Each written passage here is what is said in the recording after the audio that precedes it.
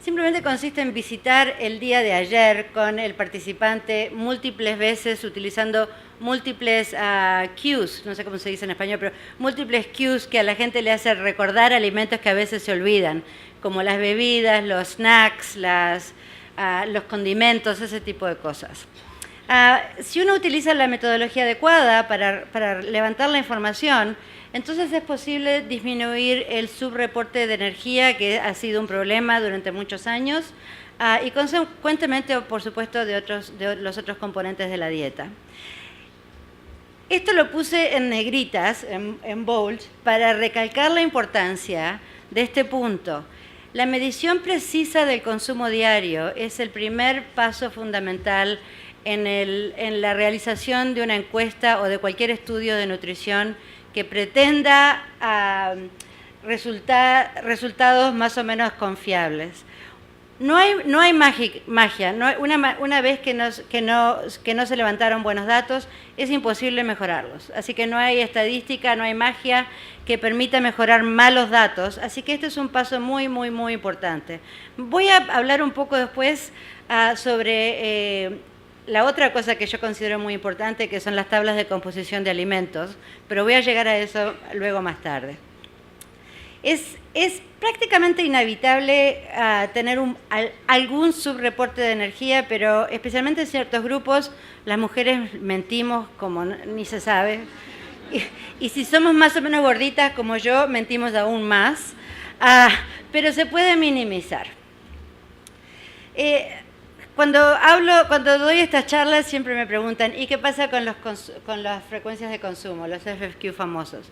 Los formularios de frecuencias de consumo han sido instrumentos que se han utilizado muchísimo en encuestas en América Latina y en otros lados, pero hoy por hoy reconocemos que para este tipo de estudios donde queremos estimar consumos habituales de poblaciones, los FFQ no son un instrumento adecuado. Los FFQ tienden a captar intentan captar el consumo habitual directamente, pero lamentablemente no lo hacen bien. Y se han demostrado, por ejemplo, hubo un estudio, el estudio Open del National Cancer Institute, que la correlación entre el consumo habitual verdadero medido con biomarcadores y el consumo estimado por el FFQ es prácticamente cero. Así que verdaderamente este no es un buen instrumento para este tipo de trabajo. Las FFQ, sin embargo, son instrumentos que están bien indicados si uno está haciendo estudios epidemiológicos. Si a mí me interesa, por ejemplo, saber si consumir más antioxidantes tiene un efecto, reduce la prevalencia de cáncer, por ejemplo, entonces utilizar los FFQ para medir el consumo de antioxidantes no está mal. La cantidad va a estar mal medida, no me va a decir cuánto, no voy a poder estimar ese coeficiente de regresión precisamente, pero sí voy a poder estimar el signo del coeficiente de regresión, porque los FFQ me ordenan a las personas correctamente de menor consumo a mayor consumo. La cantidad que me arroja el FFQ está mal, pero el ordenamiento de los participantes está bien. Entonces, para ese tipo de modelos epidemiológicos sí me sirve el FFQ. Eso fue una parte. Volvamos al consumo diario levantado utilizando un recordatorio de 24 horas. Los consumos, si nosotros tenemos un grupo de personas y a cada persona le preguntamos qué comió ayer, entonces vemos la variabilidad en toda nuestra muestra de esos consumos diarios, de esos consumos de 24 horas, vemos que esa variabilidad va a tener dos componentes. Un componente es la variabilidad entre personas, que es de interés. A nosotros nos interesa saber cuál es la variabilidad en los consumos en nuestra población. Así que esa variabilidad entre personas es interesante desde el punto de vista de salud pública. La variabilidad intrapersonas, que es la variabilidad en los consumos de día a día, esa variabilidad no es de interés, pero está siempre presente y nos complica mucho el análisis estadístico. Lo peor de todo es que para casi todos los micronutrientes, en menos medida para los macronutrientes, pero igualmente también, para los micronutrientes la variabilidad intrapersona, esa variabilidad de día a día, es el mayor componente de la variabilidad total. Entonces, si uno mide la variabilidad total en los consumos diarios, uno se da cuenta, por ejemplo, que para vitamina A, el 80% de esa variabilidad total es variabilidad intrapersona. Es imposible ignorarla, imposible ignorarla. Y el dilema es que nosotros en realidad queremos las distribuciones de consumos habituales, y esa distribución esa distribución de consumos habituales debería tener una varianza que refleje la variabilidad entre personas.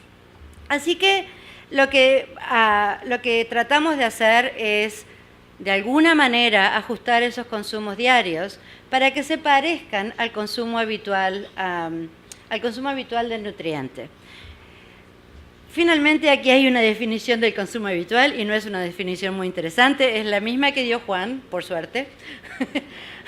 Si hubiera sido un problema. El consumo habitual se define muy vagamente como el consumo promedio del nutriente por una persona en el largo plazo. ¿Qué entendemos por el largo plazo? Quién sabe, pero yo tengo en mi cabecita pequeña, para mí el largo plazo significa un año, que va de todas las estaciones y todas las fiestas y todo lo demás allá. Ese es el consumo habitual como yo lo pienso. Este consumo habitual, perdón, no consumo promedio, consumo habitual debería decir ahí, es el consumo que nos interesa desde el punto de vista de salud pública, porque es el que está asociado al estado nutritivo y, por supuesto, por lo tanto, a la salud de las personas. Si uno no consume vitamina C hoy, no importa, pero si nunca consume vitamina C, uno se muere, presumiblemente. Así que, de nuevo lo digo, esa variabilidad del consumo habitual simplemente refleja diferencias entre personas y, por lo tanto, si yo me fijo en dos distribuciones, la distribución que calculo utilizando un consumo diario por persona o la distribución que yo calculo utilizando un consumo habitual por persona, la distribución del consumo habitual va a tener menor varianza que la distribución del consumo diario. Lamentablemente, no podemos medir consumo habitual directamente. ¿Cómo haríamos para medir consumo habitual? Tendría que tener una muestra grande de personas y para cada persona medir el consumo diario durante, 300 días. Obviamente es muy costoso, es imposible hacer eso, y así tuviéramos el dinero para hacerlo, ¿dónde están los participantes que se presten a medir el consumo? Imagínense llamar a alguien para pedirles 300 recordatorios de 24 horas, eso no va a suceder nunca. Así que estamos en la situación en la que debemos estimar la distribución de consumos habituales utilizando apenas 2 o 3 observaciones por persona, y hoy por hoy 3 es un lujo. En casi todos los estudios tenemos 2 observaciones en una submuestra de los individuos. Si tenemos una segunda observación, entonces podemos hacer unas cosas espectaculares. Primero, podemos estimar la proporción de la variabilidad total en el consumo que corresponde a la variabilidad intrapersona. Una vez que tenemos esa estimación, podemos ajustar los consumos diarios para que se parezcan más a consumos habituales, y una vez que tenemos esos consumos habituales estimados, podemos estimar la distribución de esos consumos habituales en la población. Esto no es magia, pero lo cierto es que es posible estimar bastante precisamente la distribución de consumos habituales en una población con solamente 2 días de información. Parece magia, pero no es. Uno toma prestada información de persona a persona, así que esos 2 días que uno tiene para algunas de las personas es como que se multiplican por el número de personas. A nivel de persona, lamentablemente, las encuestas de nutrición no dan resultados confiables. Todo el mundo, cada vez que hay una encuesta de nutrición, la gente se empeña en estimar el consumo a nivel de persona para luego hacer epidemiología, ir de la población a la persona. Y yo siempre les digo, bueno, el PC-Site, cuando nosotros lo desarrollamos, no permitía hacer eso. No permitía, en realidad el PC-Site calculaba los consumos habituales a nivel de persona internamente, pero el usuario no podía imprimirlos, porque nosotros decíamos, esto no es una buena estimación. Pero ustedes se acuerdan de George Beaton, ¿se acuerdan de George Beaton? George Beaton nos mató con eso, nos pedía que por favor, él quería ver los consumos a nivel de persona, hasta que finalmente dijimos, Ahora uno puede producir los consumos a nivel de persona, pero no son buenas estimaciones, son muy malas estimaciones cuando uno tiene solamente 2 observaciones por persona. Muy bien. Hasta ahora he estado hablando vagamente, y voy a seguir hablando bastante vagamente, sobre cómo se mueve uno del consumo diario al consumo habitual. Desde el punto de vista técnico no es un problema fácil, desde el punto de vista estadístico es un problema bastante difícil, pero por suerte las metodologías están disponibles y también hay disponibles software que se puede utilizar y son gratis, que se puede utilizar para implementar estas metodologías. Yo estoy hablando del método de Iowa State, que es el método que nosotros desarrollamos, y del Pesticide, y ahora otro programa que se llama IMAP, que fue financiado por la OMS y que recién lo sacamos hace poco. Pero esos son 2 programas que son disponibles, están disponibles para quien quiera y permiten estimar distribuciones de consumos habituales. No son los únicos métodos que hay disponibles. El National Cancer Institute, por ejemplo, uno de mis estudiantes doctorales desarrolló una metodología parecida, le llaman el NCI Method, y también hay software gratis para implementar el NCI Method, pero hay que tener SAS. Esta metodología solamente se puede implementar si uno tiene SAS en la computadora. Pero esta metodología también tiene buenas propiedades estadísticas y en particular es bueno si uno tiene que estimar la distribución de consumos habituales de componentes de la dieta que se consumen episódicamente, como por ejemplo verduras de hoja verde oscura o ese tipo de cosas, donde nos encontramos con una cantidad enorme de ceros cuando nosotros tomamos los recordatorios de 24 horas. Aquí es donde normalmente salen todas las fórmulas estadísticas y todas esas cosas y la audiencia se duerme y se empiezan a ir. Así que en realidad no hay necesidad y les voy a mostrar las consecuencias de no utilizar las metodologías adecuadas para hacer los ajustes, así los convenzo. No ajustar los consumos diarios para remover el efecto de la variabilidad intrapersona tiene efectos bastante críticos en las inferencias que nosotros hacemos sobre el estado nutritivo de la población. Para estimar el consumo medio de un grupo, en realidad no se necesita ningún ajuste. Para estimar un consumo medio en un grupo, yo simplemente puedo tomar un solo día de información y eso me va a dar una estimación bastante acertada de cuál es el verdadero consumo habitual promedio. El problema es cuando queremos hacer inferencias en las colas de la distribución. Y las colas de la distribución es donde está la información más interesante. En las colas de la distribución están los consumos muy bajos, están los consumos excesivos y generalmente nosotros queremos estimar cosas como, por ejemplo, la proporción en mi grupo que consume por debajo de o la proporción en mi grupo que consume por encima de.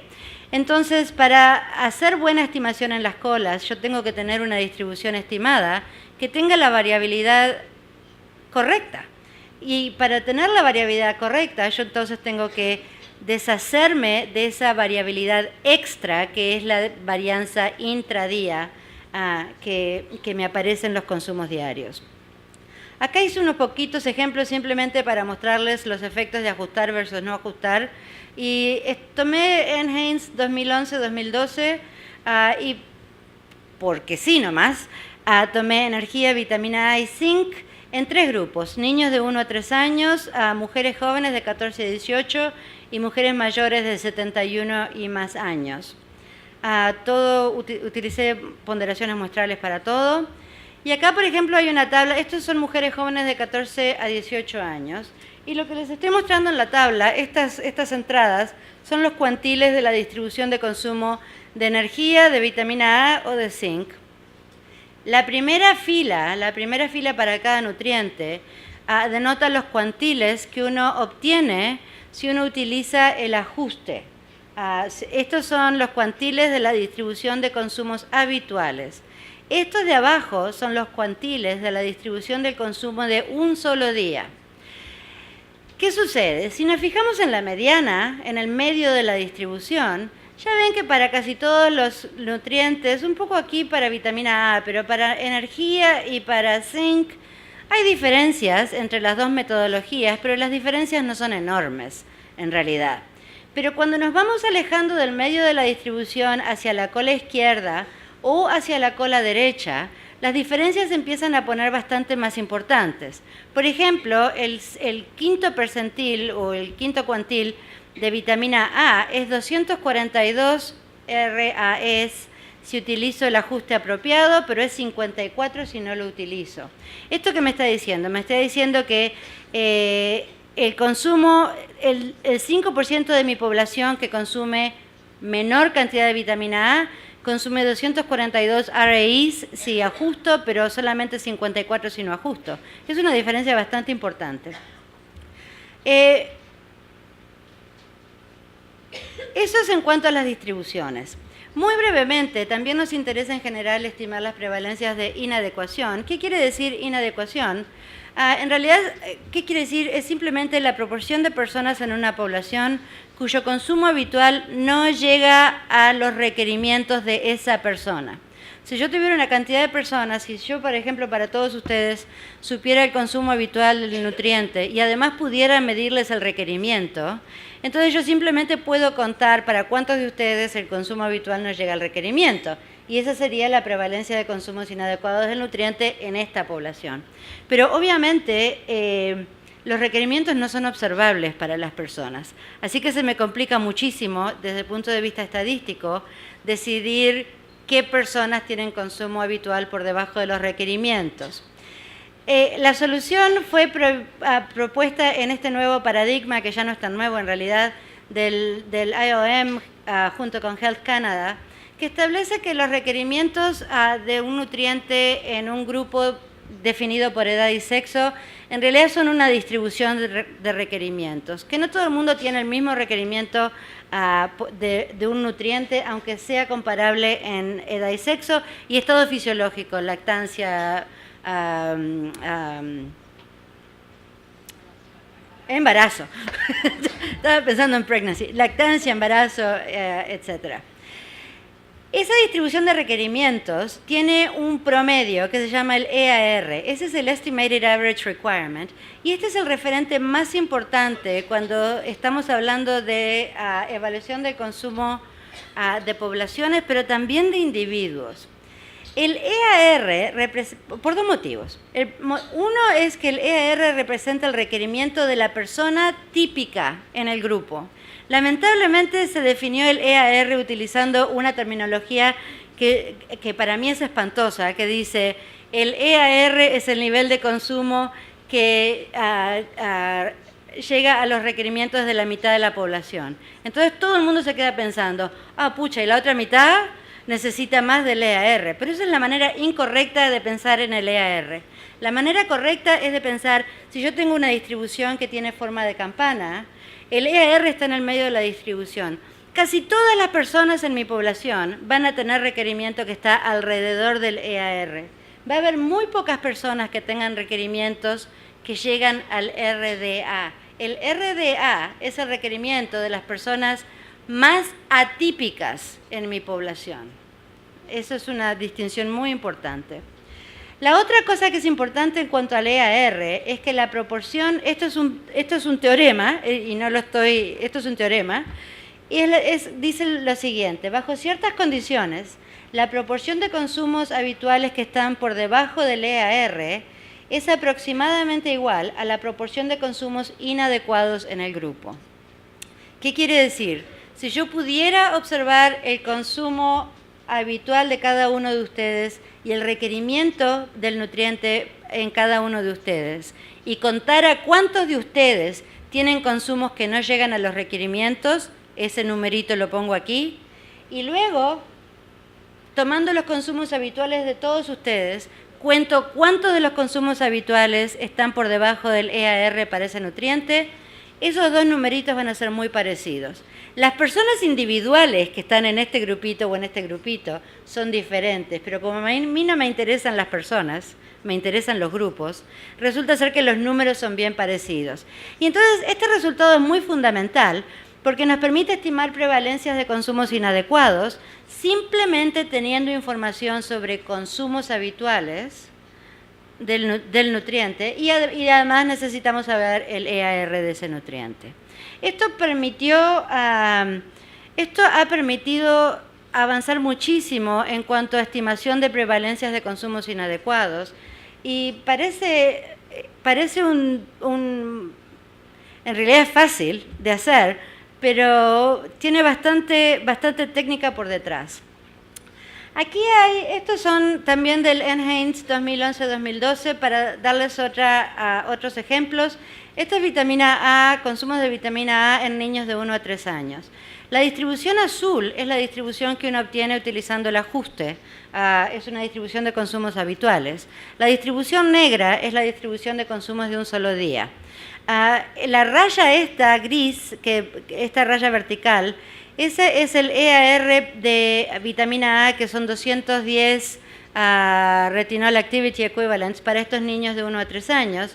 Y ustedes se fijan, si yo calculo la prevalencia de consumos inadecuados utilizando esa metodología que les expliqué, utilizando un solo día, esa prevalencia me resulta del 11%, mientras que utilizando los consumos habituales es apenas del 1%. Es una diferencia bastante significativa. Aquí tenemos zinc. Estas son adolescentes, mujeres adolescentes. Nuevamente aquí tengo la distribución de consumos habituales y aquí tengo la distribución de consumos de un solo día. Este es el EAR para zinc, para ese grupo, que creo que son 7,3 miligramos por día. Imagínense, la prevalencia bien calculada es de 16%, pero si la calculo sin ajuste es de 41%.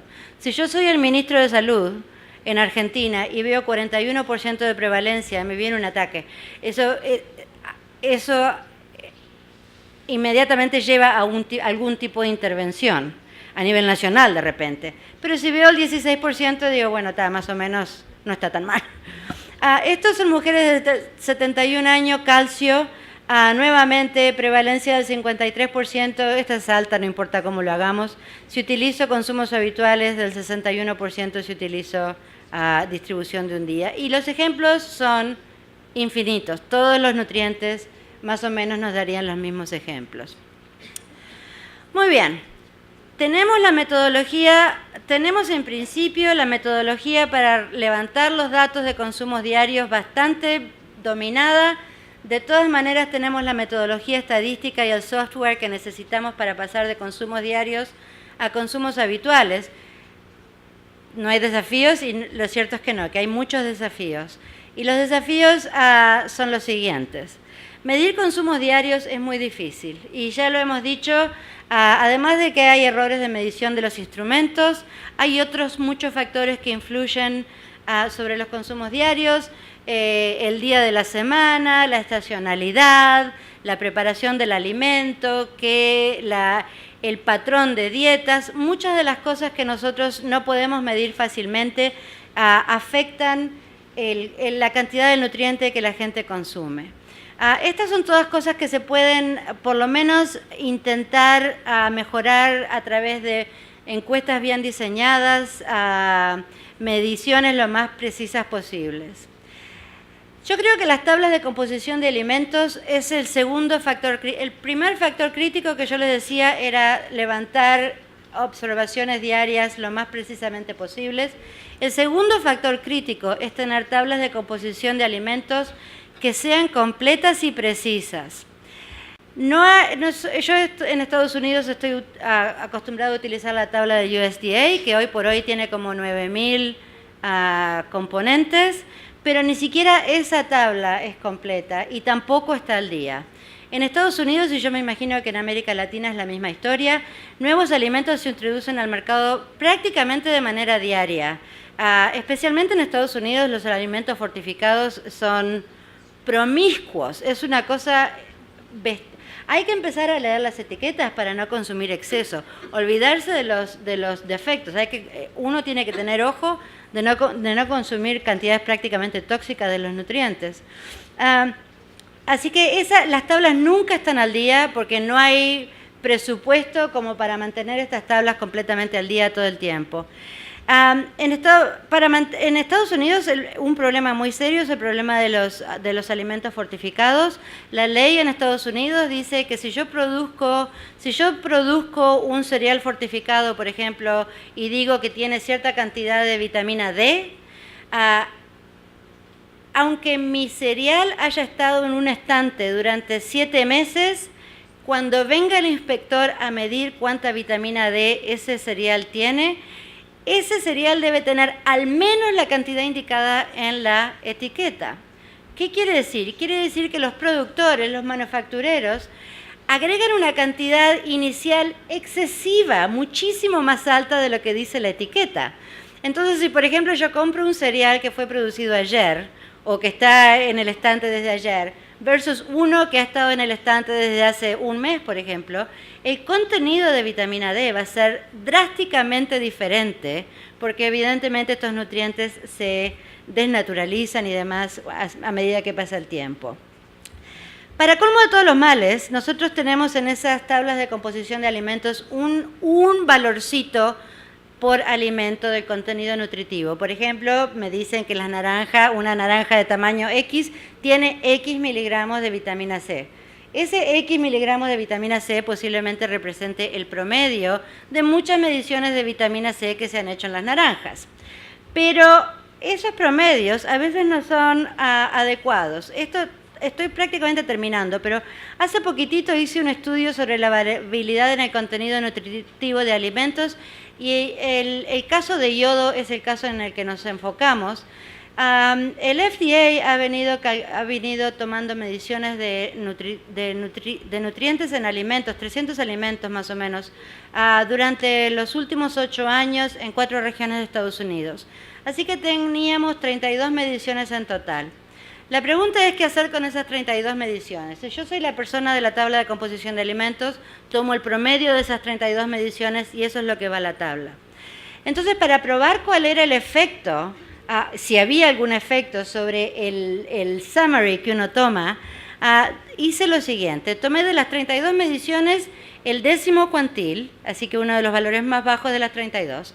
Después tomé la media de las 32, tomé la mediana de las 32 y tomé el 90º cuartil de las 32 mediciones. ¿Qué sucedió? Esta, por ejemplo, son 4 estimaciones de la distribución de consumo de yodo en niños varones de 9 a 13 años. Ignoramos esta más extrema porque esta es la que obtengo si utilizo el 10º percentil del contenido de yodo. Esta distribución es la que obtengo si utilizo el 90º percentil de las mediciones de yodo. Pero nos concentramos en las dos del medio. Esta es la mediana, la distribución de consumos habituales de yodo que yo obtengo si utilizo la mediana de las 32 mediciones. Y esta es la que yo obtengo si utilizo la media de las 32 mediciones. Nosotros normalmente utilizamos la media, pero yo pienso que la mediana es mucho más adecuada. ¿Por qué es más adecuada la mediana? Porque las 32 mediciones no son simétricas alrededor de la media. Entonces la mediana es un mejor summary, si ustedes quieren. Y las esta línea acá es el EAR para yodo, para este grupo de edad. Y si ustedes se fijan en las diferencias de prevalencia, es la prevalencia que resulta si utilizo la mediana, es más del doble de la prevalencia que resulta si utilizo la media. Así que esto es un food for thought, como dicen los gringos. Hay que pensar un poco cómo se construyen estas tablas de composición de alimentos, porque tienen un efecto enorme en las estimaciones de prevalencia y de consumos habituales que hacemos. Este es mi último slide. ¿Cuál es el futuro? ¿Quién sabe cuál es el futuro? Pero si yo tuviera que adivinar cuál es el futuro, diría que hay 2 cosas que están en boga. Uno es los biomarcadores y la otra, y hoy me reía un poco cuando Esteban estaba hablando, es el regreso al estudio de los patrones alimentarios. Esto se comenzó por patrones alimentarios, luego nos enfocamos en nutrientes individuales y creo que hay un regreso a estudiar patrones dietéticos. El asunto de los biomarcadores, por un lado hay promesa y por otro lado introducen nuevos problemas. Las promesas, por supuesto, es que prometen aliviar algunos de los problemas de medición de la dieta, pero tienen sus propios problemas. Primero que tenemos muy pocos biomarcadores de consumo, tenemos para energía, para proteína, para yodo, sodio, pero no mucho más. Estos son buenos porque tenemos una relación directa entre consumo y el biomarcador. Así que yo mido el biomarcador, eso inmediatamente me permite hacer recomendaciones en cuanto a consumos. Hay marcadores de estados, como por ejemplo el 25-hidroxi-D para vitamina D o el folato en las red blood cells, pero la relación entre el marcador y el consumo no es clara. ¿Yo qué le voy a decir a una persona? Oiga, don, coma suficiente vitamina D como para que su 25-hidroxi-D esté en 40 nanogramos por nanomol, o no sé cómo es la historia, o por litro. Yo no puedo hacer eso. Entonces, para saber qué recomendación hacer sobre el consumo de vitamina D utilizando el 25-hidroxi-D como metro, hay una cantidad de trabajo que uno tiene que hacer y no es fácil. Los biomarcadores, que uno se piensa que son constantes, no lo son. También tienen variabilidad intrapersona, menor a la variabilidad intrapersona que tienen los nutrientes, pero todas las metodologías que hablamos sobre estimar los niveles habituales de biomarcadores son igualmente necesarias con esos biomarcadores. Y finalmente los análisis de laboratorio introducen una nueva fuente de error, y me refiero, no porque estén mal, sino porque son diferentes, y me refiero, por ejemplo, al 25-hidroxi-D, que se mide de manera tan distintas en distintas partes del mundo y que arrojan diferentes resultados, pero ni siquiera comparables. Finalmente, no voy a decir mucho sobre el estudio de patrones dietéticos, pero voy a decir que lo atractivo de esto es que apunta a entender el efecto combinado de los componentes de los alimentos. Es difícil hablar sobre el efecto del nutriente X en la salud, porque el nutriente X obviamente no actúa independientemente del resto de lo que comemos. Y además también se dice que las comidas tienen otros componentes que no son los nutrientes que conocemos, que también son importantes. Así que les agradezco la atención. Ese es mi email. Encantada de recibir mensajes.